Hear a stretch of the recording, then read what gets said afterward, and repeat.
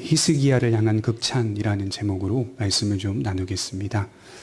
저희가 열왕기서를 읽으면서 또 그리고 성경을 읽으면서 놓치지 말아야 할 것은 그 성경의 방향이 역사 자체에 관심을 갖고 있지 않다는 겁니다. 우리가 지금 살피는 남유다의 역사적 상황들은 아수르 제국의 고고학적인 자료에서도 동일하게 발견된다고 합니다. 아수르 제국의 역사를 연구하다 보면 자연스럽게 남유다와 북이스라엘의 사건들이 기록되어 있다고 합니다. 쉽게 말해 지금 우리가 읽고 있는 열왕기의 역사가 다른 나라의 고고학적인 문서, 사료에서도, 예를 들어 애굽의 역사의 사료에서도, 또 아수르 제국의 역사의 사료에서도, 바벨론 역사의 사료에서도 동일하게 나타나고 있는 기록이라고 합니다. 예컨대 아수르가 대군을 이끌고 유다를 포위한 오늘의 사건이 그 지역의 벽화에서 발견되었다라고 합니다. 이처럼 성경의 기록이 역사와 무관하지 않다는 것을 제가 말씀을 드리면서도 성경의 의도와 목적은 역사 자체에 관심을 갖고 있지 않다는 겁니다. 성경의 초점은 하나님이 이 세상을 통치하신다는 것과 인간이 하나님과의 관계로부터 회복되어야 한다는 사실을 강조하고 있다는 것이죠. 인류의 역사 속에 담긴 신학적인 의미에 초점을 맞추고 있다라고 할 수 있겠죠. 신학적인 의미라 함은 인류의 모든 역사가 하나님과의 관계 속에서 필연적으로 놓여 있다는 사실을 말하는 겁니다. 그것은 사람이 부인한다고 해서 부인되는 게 아니라 인류의 역사가 항상 매 순간 하나님의 통치 속에 놓여 있으며 그 통치를 받으며 사는 자와 그렇지 않은 자의 구분을 말하는 것입니다. 이스라엘을 선택하신 하나님, 그리고 우리는 지금 그 이스라엘의 역사를 열왕기서를 통해 보고 있는 것이죠. 이스라엘이 중심되어진 이야기 같지만 그 주변 국가의 흥망성쇠까지도 관여하시고 간섭하시는 하나님의 통치를 볼 때 이스라엘만이 아닌 모든 역사를 손에 쥐고 계신 분이 누구신지를 밝히 드러내고 있다는 것입니다. 하나님이 인류 속에서 어떻게 개입하시는지, 또 어떻게 공유를 베푸셨는지, 또 어떻게 징계하셨고 심판하셨는지를 우리는 성경을 통해 잘 들여다보고 있습니다. 그래서 성경의 진정한 의도는 역사 자체에 초점을 두지 않고 하나님과 인간의 관계에 초점을 두면서 말씀을 기록하고 있다는 것이죠. 우리가 지난주 살펴보았듯이 북이스라엘은 아수르에 의해서 BC 722년경에 멸망하게 됩니다. 이제는 남유다만이 남아있는 상태라고 볼 수가 있죠. 그래서 오늘 본문은 남유다의 히스기야 왕을 소개하고 있죠. 1절부터 8절까지의 히스기야를 향한 전반적인 평가를 보게 되면 매우 극찬하고 있다는 사실을 확인할 수 있습니다. 제가 극찬이라는 표현을 쓰는 이유는 히스기야의 칭찬이 다윗에 대한 칭찬과 비슷하기 때문입니다. 히스기야에 대한 전반적인 평가는 유래를 찾아볼 수 없을 만큼 매우 큰 극찬이었다라고 확인할 수가 있죠. 그리고 나서 그 이후에 기록된 여러 히스기야의 사건들과 장면들이 부분적으로 우리의 삶에 나타나고 있는 것이죠. 먼저 우리가 히스기야의 등장을 보면서 그의 혈통을 좀 생각해 봐야 합니다. 유다의 13대 왕 히스기야는 누구의 아들이었습니까? 오늘 1절이 말하고 있듯이 유다에서 가장 악한 왕이라고 해도 과언이 아닌 유다의 아합이라고 불리우는 아하스의 아들입니다. 부친 아하스는 어떤 왕이었습니까? 그는 이교도에 사로잡힌 왕이요, 우상 숭배자요, 여호와의 성전의 기구들을 파괴하고 그 위치를 변경한 자입니다. 나아가 그는 아들들을 우상에게 번제로 바친 자라고 기록하고 있어요. 아하스는 아버지로서도 자격이 없었던 사람이고 왕으로서도 자격이 없던 사악한 자였습니다. 그런 혈통에서, 그런 좋지 않은 환경과 조건에서 히스기야가 등장하게 되는 것이죠. 그래서 저는 히스기야를 생각할 때 반드시 그의 혈통과 그의 어린 시절을 생각해 봐야 한다고 말씀을 드리고 싶어요. 주변의 모든 환경이 나빴어요. 교육 환경도 나빴어요. 히스기야가 누구에게 교육받았을까요? 아하스에게 간사하게 아첨했던 여호와의 제사장 우리야에게 교육을 받았습니다. 어쩌면 자신이 불에 살라져서 제물이 될 뻔했을 수도 있어요. 아버지는 하나님을 예배하지 않았고 매번 여호와의 성전을 등한히 하고 다른 신들을 섬기러 여러 산당과 높은 산당을 찾고 푸른 나무에서 여러 우상들에게 경배했습니다. 열왕기하 16장 10절에 보면 아하스가 아수르의 제단을 보고 놀라서 자신이 직접 그 다메섹에서 설계하여 유다의 아수르의 제단과 비슷한 제단을 만들라고 유다의 제사장인 우리야에게 명령하는 장면이 나와요. 붓이 나아스는 바로 그런 사람이었습니다. 조건적으로 생각해 보면 도저히 믿음을 갖고 서기가 힘든 상태.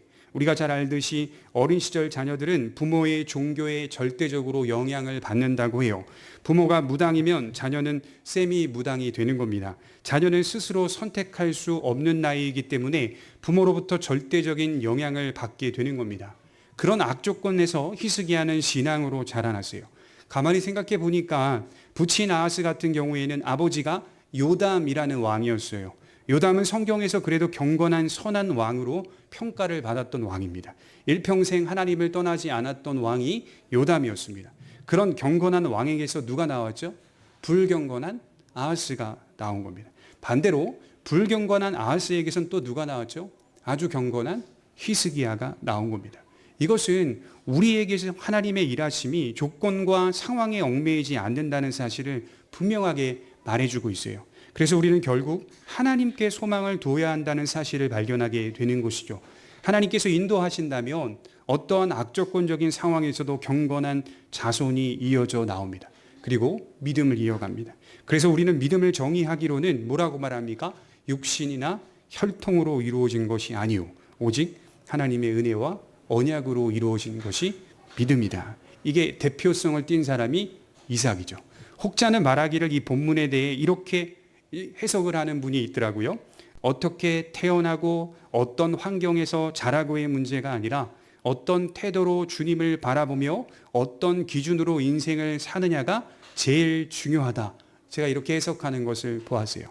여러분, 그것이 일리가 있기는 하는 말씀이긴 하지만 보다 근본적으로 히스기야를 생각해 볼 때 누가 과연 히스기야에게 믿음을 갖게 만드는 영향을 끼쳤는가? 이 질문을 던져볼 필요가 있어요. 누가 히스기야를 믿음으로 키웠을까요? 히스기야가 어떤 태도와 어떤 마음과 어떤 기준을 갖는 것이 중요하다. 이걸 말하기 전에 도대체 히스기야에게 믿음으로 영향을 끼쳤던 분은 누구일까요? 이 질문을 던져볼 때 아버지의 우상 숭배를 보면서 여호와의 성전은 업신여겨지는 것을 보면서 또 여호와의 제사장 우리야가 아버지의 명령대로 우상의 제단을 성전 안으로 끌어들여서 또 그것을 숭배하는 것을 보면서 히스기야는 과연 이런 악조건에서 어떻게 신앙을 가질 수 있었냐는 말이에요. 여러분, 이에 대해서 매튜 헨리라고 하는 영국의 신학자는 이렇게 정의했어요. 한번 잘 들어보세요. 사람 속에 선한 것이 있다면 그것은 인간의 본성에서 나온 것이 아니고 오히려 은혜에서 나온 것이며 자기의 본성을 거스르는 것이다. 사람의 속에 하나님이 인정할 만한 어떤 선한 것이 나온다면 그것은 인간에게서 나올 수 없는 것이다. 이 얘기하는 거예요. 인간 본성을 거스르고 있는 상태다. 지금 이렇게 매튜 헨리는 해석을 하는 거죠. 믿음이라고 하는 것이 신비합니다. 도저히 경건한 자가 나올 수 없는 타락하고 부패한 환경 속에서 히스기야가 나온 겁니다. 이것은 히스기야의 의지와 믿음과 그리고 결단과 책임을 우리가 논하기 전에 하나님께서 그를 사랑하셨다라고 밖에는 말할 근거가 없습니다. 그래서 우리는 이러한 모습 속에서 하나님의 일하심을 봅니다. 하나님은 인간의 예측과는 다르게 일하십니다. 특히 사람을 세울 때 더 그래요. 하나님이 사람을 세울 때 더 그렇습니다. 그럴 만한 사람을 세우시기보다 그럴 만하지 않은 자들을 택하시고 자녀를 삼으셔서 하나님의 사역을 이루어 가십니다. 그들 안에 구체적인 가르침은 없으나 성령으로 영향을 끼치고 계십니다. 그래서 저는 히스기야에게 영향을 끼친 것은 성령님 자신이었다라고 정의하고 싶어요. 그를 믿음으로 이끌어 자라게 하신 분, 보이지 않는 믿음의 어머니 또는 경건한 형제들이 있었을지는 모르나 제가 볼 때에는 확실하게 성령님 자신에게 영향을 받고 있었던 자가 히스기야였습니다. 우리들도 마찬가지라고 생각해요. 결국 우리가 믿음을 지켜낼 수 있는 힘, 또 우리가 오늘 믿음을 이어갈 수 있는 힘, 또 믿음 안에서 기뻐할 수 있는 능력과 힘과 보람은 성령님께서 우리 안에 계시기 때문이 아닐까요? 그것은 우리의 조건과 상관이 없습니다. 어려움은 어려운 대로 하나님 안에서 괴로워할 것이고 기쁘다면 기쁜 대로 하나님 안에서 기뻐하는 것. 누가 영향을 끼치고 있다는 거예요? 성령님 자신이 우리에게 믿음을 격발하고 계시는 거예요. 우리의 의지와 책임을 말하기 이전에 하나님이 우리 안에 계시고 우리를 사랑하신다는 사실입니다. 또한 인간이 예측할 수 없는 방향으로 그의 자손들을 세워가신다는 사실 앞에 우리 곁에 있는 아직은 믿지 않는 사람에 대한 소망을 가질 수 있다는 것이죠. 하나님이 어떻게 그를 부르실지 모르기 때문입니다. 우리는 소망을 포기하지 않고 하나님께 두며 기도할 뿐입니다. 이제 히스기야에 대한 전반적인 평가를 좀 살펴보겠습니다. 우리 2절을 한번 볼까요? 2절에 이렇게 평가되고 있어요. 그가 왕이 될 때에 나이가 25세라. 예루살렘에서 29년간 다스리니라. 그의 어머니의 이름은 아비요 스가리아의 딸이더라. 히스기야가 그의 조상 다윗의 모든 행위와 같이 여호와께서 보시기에 정직하게 행하여 그가 여러 산당들을 제거하며 주상을 깨뜨리고 아세라 목상을 찍으며 모세가 만들었던 놋뱀을 이스라엘 자손이 이때까지 향하여 분향함으로 그것을 부수고 누스단이라 일컬었더라. 그는 25세의 왕이 되어 29년간 나라를 통치합니다. 그가 오늘 높은 평가를 받는 이유에 대해서 말하기를 그의 통치가 신앙과 맞물려 있었기 때문이라는 것이죠. 하나님에 대한 신앙으로부터 묶여있는 통치를 말하고 있는 겁니다. 그래서 그는 제일 먼저 신앙의 개혁을 단행하고 있어요.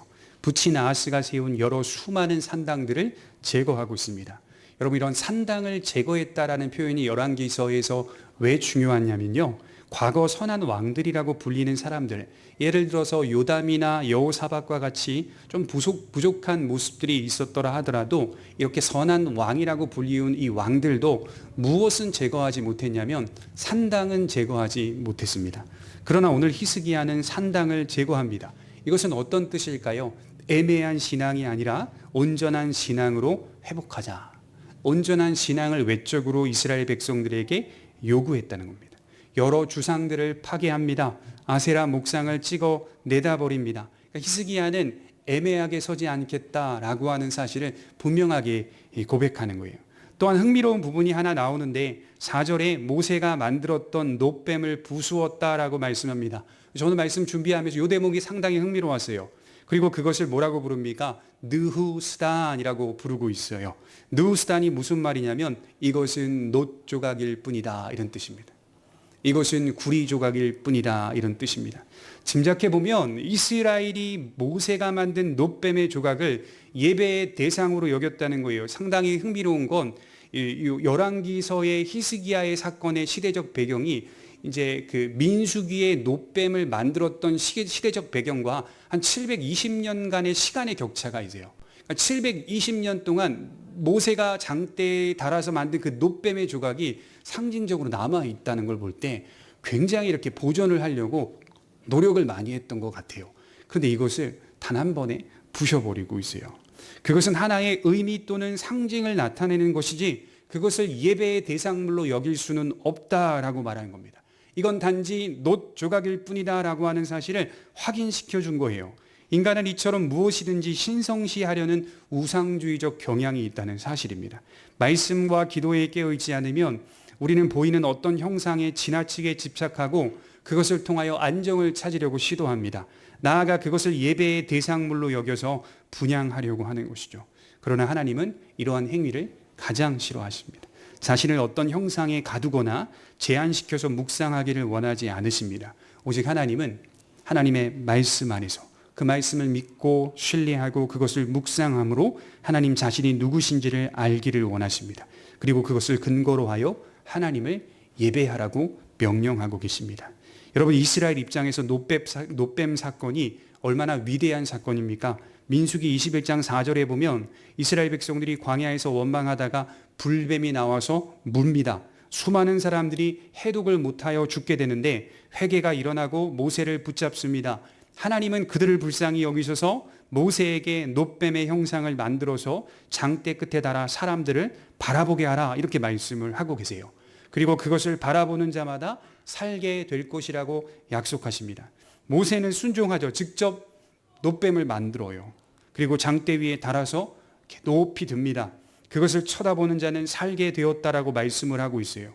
이스라엘 백성들에게 놋뱀 사건은, 그리고 놋뱀 조각은 모세가 직접 만든 것이고 하나님으로부터 구원받은 놀라운 사건이었습니다. 특히 이 모세가 직접 만들었다고 하니 그 권위가, 그 놋뱀 조각 그 권위가 엄청 대단했을 것 같아요. 그런데 히스기야는 그것을 단숨에 부숴버립니다. 대단한 결단이고 대단한 용기라고 말할 수 있겠죠. 히스기야는 무엇 때문에 이 놋뱀 조각을 파괴했을까요? 잘못된 믿음 때문입니다. 잘못된 믿음. 그게 하나님께로부터 왔다 하더라도 이스라엘 백성들이 가지고 있었던 잘못된 신앙, 그것을 뜯어고치지 않을 수가 없었던 거예요. 그러니 단숨에 그것을 부숴버리죠. 놋뱀 사건은 놋뱀이라고 하는 그 형상 자체가 능력이 있거나 모세가 만들었기 때문에 능력이 있었던 것이 아니었어요. 놋뱀 사건은 믿음을 가리킨다라고 기록하고 있어요. 여러분, 우리 유럽 영화 같은 데 보면 드라큘라 나타나면 십자가 이렇게 보여주면 드라큘라가 너무 무서워하는 거 보시죠? 그죠? 십자가 탁 꺼내가지고 우리도 모르는 사이에 우리 의식 속에 뭐가 들어오죠? 십자가라고 하는 형상 자체가 능력이 있는 것처럼 오해하는 경향. 그렇지 않으십니까? 그런 경향이 우리 안에 이미지적으로 이렇게 쌓이고 있는 것을 보게 되는 거죠. 그러나 여러분, 드라큘라가 우리 앞에 나타나면 십자가 목걸이 꺼내가지고 안 보여주셔도 돼요. 그리스도 안에서 외치고 선포하시면 되는 거예요. 그게 있든 없든 큰 상관이 없어요. 우리가 그리스도의 영을 받은 자이기 때문에 두려워할 필요가 없는 거죠. 핵심은 뭡니까? 믿는 자마다, 바라보는 자마다 살리라라고 하는 것이 놋뱀 사건의 핵심이에요.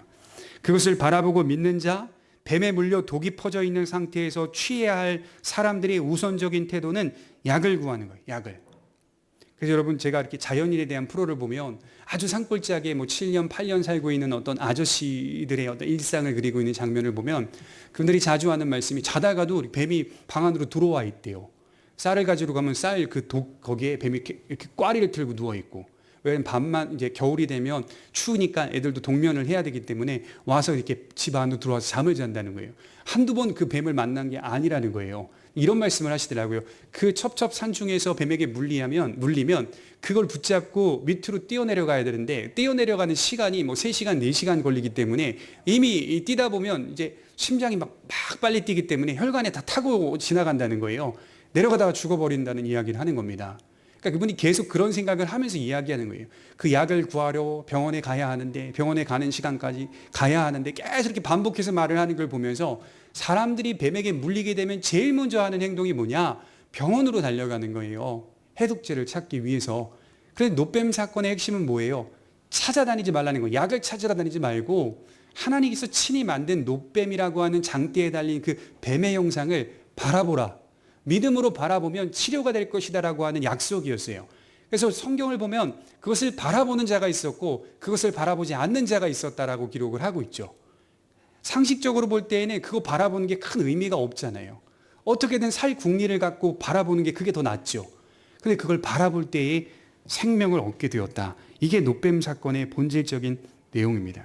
하나님은 약속으로 말씀하시기를 그것을 보는 자마다 살리라. 이스라엘 백성들에게 믿음을 시험한 겁니다. 진정 하나님의 말씀을 믿는 자라면 반드시 쳐다볼 것입니다. 우리가 어디로부터 나왔는가? 애굽으로부터 나왔죠. 홍해는 누가 갈랐는가? 하나님이 가르셨잖아요. 하나님의 위대하심을 진실로 믿는 자는 과거를 묵상하면서 그렇지, 원망하다가도 하나님이 우리를 구원하셨구나 하고 놋뱀을 바라볼 거예요. 그렇지 않겠습니까? 우리가 어디로부터 나왔는데 결국 무엇이 인간을 살게 한다는 말입니까? 믿음입니다. 여러분, 이에 대해서 요한복음 3장 14절에 예수님이 이렇게 말씀하시는 대목이 나와요. 모세가 광야에서 뱀을 든 것 같이 인자도 들려야 하리니 이는 그를 믿는 자마다 영생을 얻게 하려 하심이라. 예수님도 동일하게 적용하고 계십니다. 놋뱀 사건은 인자를 믿는 자마다 영생을 얻게 하려 하심이라 라고 하는 놋뱀 사건이 가리키고 있는 예표가 나였다라고 하는 사실을 말씀하고 있는 것이죠. 예수 그리스도는 장대에 달린 놋뱀과 같은 역할을 하신 겁니다. 우리는 그 사실을 믿는 겁니다. 그리고 그분과 그 사역을 날마다 찬송하고 예배하는 거죠. 그런데 오늘 이스라엘은 놋뱀 자체를 예배하고 있는 거예요.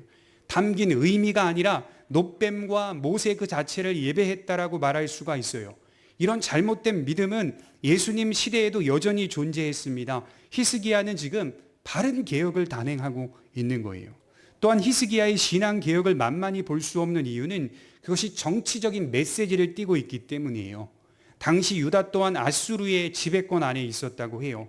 히스기야가 파괴한 우상들은 대체로 아수르에서 온 신들이라고 합니다. 실제로 부친 아하스가 만든 제단이 아수르의 제단과 흡사했다라고 하는 것을 열왕기하 16장에 기록하고 있어요.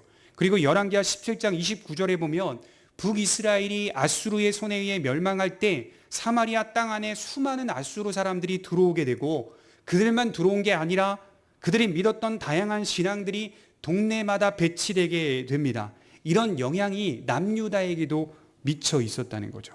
오늘 본문 7절에 말하고 있듯이 유다가 아수르를 배반하였다라는 말씀을 보아 유다 역시 아수르의 지배 속에 영향을 받고 있었던 것이 사실입니다. 그러므로 모든 우상들을 파괴하게 되면 이것은 아수르에게 도전적인 메시지를 줄 수 있는 거예요. 이제는 아수르가 아니라, 아수르의 신앙이 아니라 오직 여호와만을 섬기겠다는 종교적인 그리고 정치적인 메시지가 될 수 있었던 겁니다. 그리고 그 이후에 등장하는 랍사게라고 하는 장군이 이 이스라엘을, 유다를 조롱할 때 하는 말 잘 들어보십시오. 너희들은 유일하신, 참되고 유일하신 여호와만을 경배하겠다고 하며 여러 수많은 산당과 우상들을 다 제거했지. 이런 말들이 반복되고 있어요. 그만큼 아수르는 거대 강국이었어요. 그것을 감안하고 이 일을 진행해 나갔던 거예요. 왜 고심하지 않았겠습니까? 성경에 기록되어 있지는 않았지만 히스기야도 역시 인간인지라 고심했을 거예요. 이러한 일들로 인해 유다에게 미치게 될 일들을 생각해 봤을 겁니다. 하지만 유다 역사가 말해주고 있듯이 하나님께서 보호하시는 나라, 하나님께서 지키시는 나라, 유다의 흥망성쇠는 오직 하나님의 손에 있다는 사실을 분명하게 고백하고 있는 것입니다. 여러분들의 흥망성쇠는 어디에 있습니까? 직장이 있습니까? 사업장이 있습니까? 바라기는 하나님의 손에 있다는 사실을 인정하시기 바랍니다. 여러분, 분명 우리도 직장 생활해야 되고 우리도 분명 그 사업을 꾸려가면서 사업을 번창하고 번성케 하는 그 역할들, 그 책임을 우리에게 주셨던 것은 사실입니다. 그럼에도 불구하고 신비한 것은 그 자체의 능력이 있는 것이 아니라 우리의 흥망성쇠가 하나님의 손에 있다는 사실을 날마다 어떤 식으로든 어떤 모양으로든 확인하게 하시는 하나님의 손길을 경험하게 하는 것이죠. 그래서 우리는 이 대목을 살펴봐야 되는 거죠. 그러면 히스기야가 어떤 믿음이었는가를 보게 되면 5절을 한번 보겠습니다. 이 히스기야의 믿음이 전반적으로 이렇게 기록되어 있어요. 5절과 6절을 읽어보겠습니다. 시작. 히스기야가 이스라엘 하나님 여호와를 의지하였는데 그의 전후 유다 여러 왕 중에 그러한 자가 없었으니 곧 그가 여호와께 연합하여 그에게서 떠나지 아니하고 여호와께서 모세에게 명령하신 계명을 지켰더라. 히스기야의 믿음을 크게 말하자면 그는 하나님 여호와를 의지하였다라고 말씀을 드릴 수가 있어요. 그가 여호와를 의지하였다라는 단어가 왜 중요하냐면 열왕기서 전체 가운데 오직 히스기야에게만 사용되는 단어이기 때문입니다. 이 바타흐라는 동사는 오직 딱 한 번 히스기야 왕을 묘사할 때만 사용됩니다. 그러니까 다른 왕들과 비교해 보면 히스기야만큼 훌륭한 왕은 없었다라고 말씀을 드릴 수가 있어요.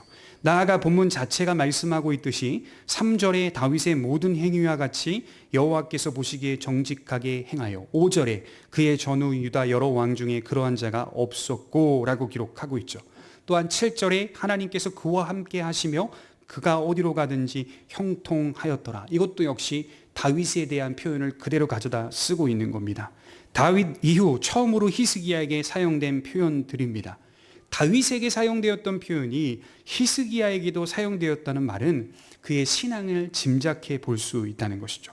자, 그렇다면 히스기야가 여호와를 의지했다는 것이 과연 어떤 의미가 있는 걸까요? 이것을 세 가지로 구체적으로 지금 설명하고 있는데, 첫째로 6절 보시면 히스기야가 여호와께 연합하였다라고 말씀을 하고 있어요. 여기 연합하다라는 동사가 다바크라는 단어인데요. 열왕기상 11장 2절에 보시면 솔로몬이 이방 여인들을 사랑하였더라라고 기록되어 있는데 거기 사랑하다라는 단어가 다바크입니다. 연합하다라는 뜻이에요. 또한 창세기 2장 24절에 보시면 이러므로 남자가 부모를 떠나 그의 아내와 합하여 둘이 한 몸을 이룰지라라고 할 때 합하여라는 단어가 다바크, 연합하다라는 뜻입니다. 이건 어떨 때 주로 사용되는 단어이냐면 남녀 간의 사랑을 가리키는 용도로 쓰이는 단어입니다. 히스기야가 여호와를 연합했다, 의지했다라는 말씀은 사랑했다는 말이에요. 사랑했다는 말이에요. 히스기야는 하나님을 경배하는 차원으로 서 있는 게 아니라 하나님을 사랑합니다. 그래서 여러분, 신앙의 본질은 사랑입니다. 그가 내 안에, 내가 그의 안에 있다는 사실을 확인할 때, 사랑받으며 사랑하고 있다는 사실을 확인할 때 우리는 위로를 받는 겁니다. 자, 신랑 되신 예수께서 신부 되신 교회를 위하여 이 땅에 재림할 때 우리는 진정한 온전한 결혼이 성립되는 거 아니겠어요? 그래서 남자든 여자든 주님은 우리의 신랑이다 이렇게 말씀을 하잖아요. 남녀 간의 사랑. 그러니까 이 세상 속에서 가장 그 사랑을 잘 설명할 수 있는 대표성을 띠는 사랑이 남자와 여자 간의 사랑. 뜨겁고 훌륭하고 온전한 사랑. 그 사랑을 성경이 우리에게 그려내고 있다는 거죠. 신앙은 사랑받고 사랑하며 가는 겁니다. 그래서 신앙은 항상 사랑 속에 이루어지는 것이 맞습니다. 여러분 갈라디아서 5장 5절을 한번 찾아보겠습니다. 갈라디아서 5장 5절입니다.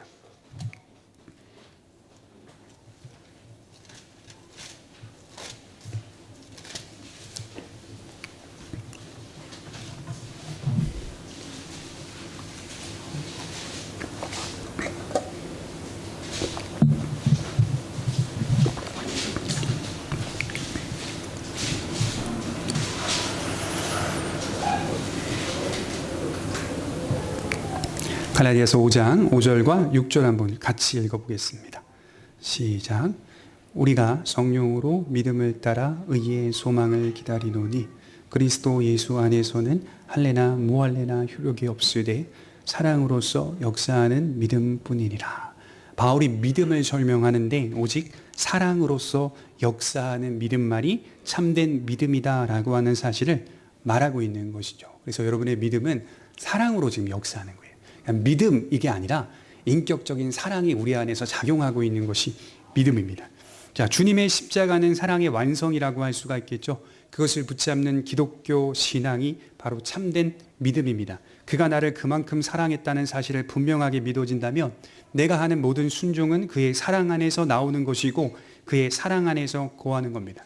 자, 우리가 예수님을 의지하며 예수님의 계명을 따라 산다라고 하는 것은 이미 사랑 안에서 출발되었기 때문에 우리 또한 사랑으로 나타낼 수밖에 없는 거죠.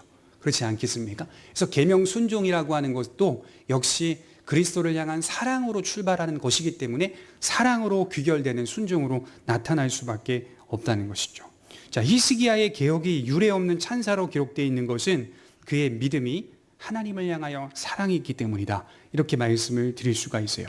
둘째로 6절을 다시 또 보시면 히스기야는 하나님에게서 떠나지 아니하였다라고 말씀을 드릴 수가 있겠죠. 하나님을 의지한다는 것은 떠나지 않는 것을 가리킵니다. 시편 77편 7절에 보시면 주께서 영원히 버리실까? 주께서 다시는 은혜 베풀지 아니하실까? 그의 인자하심은 영원히 끝났는가?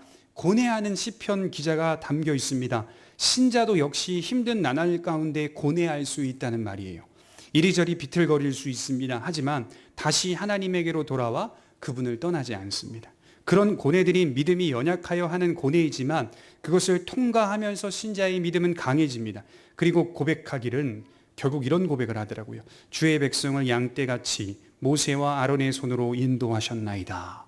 시편 기자가 그런 고백을 하다가 마지막에 이렇게 말해요. 주의 백성을 양떼같이 모세와 아론의 손으로 인도하셨나이다 라고 고백을 하는 거죠. 떠나지 않는 신앙이 참된 신앙이다 라고 말할 수가 있겠죠. 또 셋째로 6절에 또 보시면 히스기야는 하나님께서 모세에게 명령하신 계명을 지켰다라고 말씀을 하고 있어요. 자, 모세의 노뱀마저도 부숴버린 히스기야는 사실은 모세를 무시한 게 아닙니다. 모세를 인정하였고 모세의 권위를 존중하였지만 모세도 역시 하나님의 계명 앞에 순종해야 할 죄인이라는 사실입니다. 여러분, 계명이 어디서 나왔죠? 모세에게서 나오지 않았어요. 예수님 시대 때 계명을 어디서 나왔다라고 보통 오해했냐면 모세로부터 나왔다 이렇게 말을 했어요. 계명은 어디서 나왔습니까? 하나님으로부터 나온 거예요. 그러니까 바리새인들이나 사두개인들이나 서기관들이 하나님 당신님 그 자체의 권위를 갖고 말씀을 바라본 게 아니라 사람들에게 권위를 집어넣었어요. 사람들에게. 그렇지 않겠습니까? 모세라는 사람에게 권위를 집어넣든가 엘리야라고 하는 사람에게 권위를 집어넣어서 그것을 신앙으로 숭배하기 시작했다는 것이죠. 여러분, 계명은 하나님으로부터 나온 겁니다. 모세 역시 그 하나님의 계명을 받았다고 해서 순종의 자리에서 비껴간 사람이 아닙니다. 그도 역시 순종해야 할 한 명의 성도일 뿐이었다는 거죠. 모세의 율법은 모세가 만든 게 아니라 하나님으로부터 모세가 받은 것입니다. 계명을 지켰다는 것은 두 가지 의미가 있는 것 같아요. 하나는 말씀이 사람들이 만들어낸 것이 아니라 사람들이 그렇다고 해서 그렇게 여겨진 것이 아니라 하나님으로부터 받은 것이라는 겸손한 자세가 있어야 한다는 것이고, 이 자세가 우리 신앙생활에 평생 있어야 하는 아주 중요한 자세입니다. 하나님께서 그의 백성들에게 말씀을 주셨다는 것은 이것은 매우 특별하고 귀한 은혜입니다. 그래서 우리는 삶의 권위를 어디에 두어야 합니까? 하나님과 그분의 말씀에 두셔야 돼요. 그 어떤 것도 그분의 말씀보다 앞설 수 없습니다. 그래서 항상 말씀을 가까이 하는 믿음이 돼야 합니다. 여러분, 말씀을 가까이 하지 않으면 어떤 일이 생기죠? 모세의 놋뱀 자체를 숭배하려고 했던 이스라엘 백성들과 똑같아집니다. 말씀에 대한 관심은 없고요, 놋뱀에 대한 관심만 많은 거예요. 또 다른 하나는 말씀의 실천성입니다. 하나님의 말씀은 지키는 원리로 이루어집니다. 지킨다는 것은 말씀 자체를 보호한다는 의미가 있어요. 우리가 그 말씀대로 살면 하나님의 말씀이 우리를 통하여 보호를 받는다라는 뜻입니다. 그러니까 저와 여러분들의 역할이요, 약하지 않다니까요. 여러분들이 어떻게 하느냐에 따라 복음이 보호되는 거예요. 우리가 말씀을 지켜내는 건 복음을 보호하고 보존한다는 의미가 있다니까요. 하나님의 말씀이 우리의 순종을 통하여 보호를 받는다라는 뜻을 갖고 있다고 해요. 복음이 보존되는 우리의 책임에 관한 의미이기도 합니다. 또한 말씀이 나 자신을 구한다라는 뜻도 있습니다. 그래서 말씀을 지킨다라고 하는 이 지킨다라는 단어는 보호하다라는 뜻도 있고요, 한편으로는 우리를 건지다라는 뜻도 있습니다. 말씀이 나를 지켜준다. 우리가 말씀을 지킬 때 하나님의 말씀은 우리로 하여금 보호를 받게 하고 또 우리 자신은 그 말씀으로 건짐을 받습니다. 이러한 원리가 하나님의 말씀을 지킨다는 의미가 되는 거죠. 사실 이것을 한 단어로 표현해 보자면 지혜라고 생각해요. 지혜. 여러분, 말씀에 따라 순종하며 사는 건 결국 무엇을 획득하냐면 지혜를 획득하는 겁니다. 그리고 지혜를 따라 사는 거고 지혜를 향하여 나아가는 겁니다. 그래서 우리가 잘 아는 열왕기상 3장의 기브온 산당에서 솔로몬이 이 1,000마리의 소를 하나님께 단번에 번제로 드릴 때 하나님 밤중에 솔로몬에게 나타나셔서 내가 내게 무엇을 줄 거라고 할 때 솔로몬이 무엇을 구했죠? 저는 아이입니다. 출입할 줄을 모릅니다. 선악에 대한 판단력이 안 섭니다. 라고 하면서 분별하는 지혜를 주옵소서 이렇게 말해요. 하나님이 그 솔로몬의 기도가 너무나 합하여서 다른 어떤 것보다도 지혜를 구했다는 사실 앞에서 하나님이 솔로몬에게 부도 주시고 지혜도 주시는 장면으로 이렇게 마무리되고 있는 것을 우리가 보았습니다. 그러니까 결국 솔로몬이 지혜를 달라라고 했을 때 그 지혜가 어떻게 나타났죠? 계명을 지키는 것으로 나타나죠. 그죠? 말씀에 순종한다는 것은 그냥 신앙적 하나의 행위가 아니라 우리가 어떻게 살아야 하고 또 어떤 미혹 앞에서 우리 자신을 지켜내야 하는지에 대한 원리를 깨닫는 거예요. 그 안에서 통찰을 갖는 거예요. 지혜와 명철과 총명을 주시옵소서라고 기도하잖아요. 총명이라는 단어는 이렇게 좁은 의미의 단어고 지혜라는 단어는 장기적인 의미의 단어이고 총명은 순간의 상황에서 어떻게 판단해야 할지에 대한 총명을 말하는 거고 지혜는 장기적인 안목을 가지고 우리의 삶을 만들어가는 걸 지혜라고 하죠. 그래서 우리가 말씀을 따라 산다는 건 이렇게 큰 지혜를 가지고 산다는 뜻입니다. 히스기야가 계명을 지키자 히스기야를 통하여 율법이 보존되고 보호를 받습니다. 동시에 그 말씀이 히스기야와 유다를 보호합니다. 어떻게 통치하는지에 대한 지혜를 받습니다. 우리 인생의 지혜가 어디로부터 나오는가를 생각해 볼 수 있어야 돼요. 따라서 우리에게도 하나님을 의지하는 가운데 세 가지 자세가 꼭 있기를 바랍니다. 첫째로는 하나님과 연합하는 것, 둘째로는 하나님을 떠나지 않는 것, 셋째로는 하나님의 말씀을 지키는 것이 있어야 건전한 성도라고 말할 수 있겠습니다. 기도하도록 하겠습니다.